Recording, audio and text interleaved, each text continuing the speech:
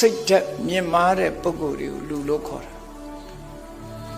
အထက်ကိုတလူလူတက်တဲ့စိတ်ဓာတ်ရှိတဲ့မြင့်မြတ်တဲ့စိတ်နေသဘောထားရှိမှလူလို့ဖြစ်တယ်သို့သောလူတွေထဲမှာလူစိတ်ဓာတ်ကင်းမဲ့ပြီးတော့တရိစ္ဆာန်တွေရဲ့သဘာဝမျိုးတွေကိုလည်းလူတွေရဲ့ထဲမှာသွားတွေ့နေရတယ်ပေါ့နော်တူနိုင်ကျင့်တယ်ဆိုတာတရိစ္ဆာန်တွေရဲ့သဘာဝတစ်ခု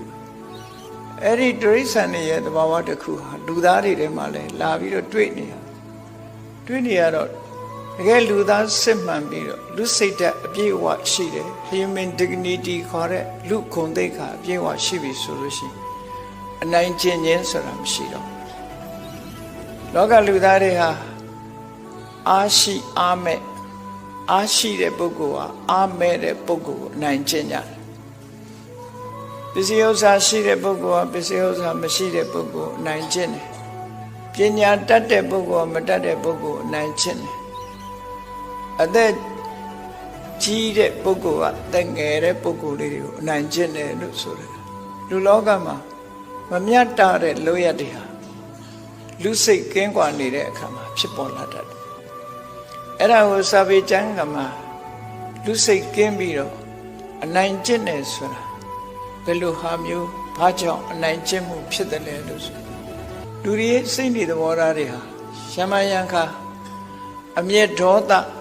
ရှင်ထဲမှာထားကြတဲ့အခါမှာကက်ခလောကျမ်းတယ်စိတ်ကျမ်းတယ်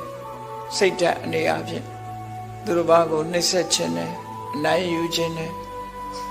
တစ်ဖက်သားအပေါ်မှာအနိုင်ကျင့်ခြင်းနဲ့ဆိုတဲ့သဘောတွေဖရုတော်တစ်ဖက်သားကိုဒုက္ခရောက်အောင်လုပ်ခြင်းနဲ့ပရံဥသေးတိဒါဟေတိတိဖရုတော်ဆိုတစ်ဖက်သားကိုစိတ်ဆင်းအောင်လုပ်ခြင်းနဲ့လူစိတ်တယ်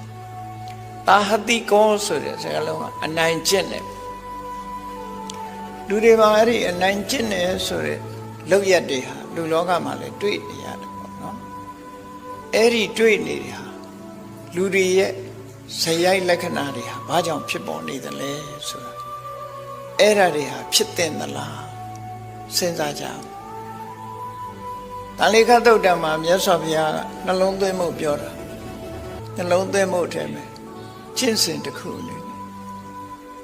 ကိုပြင်ဆင်ကြရမယ်အနေအထားတစ်ခုပေါ့ငါမှအနိုင်ကျင့်ခြင်းနဲ့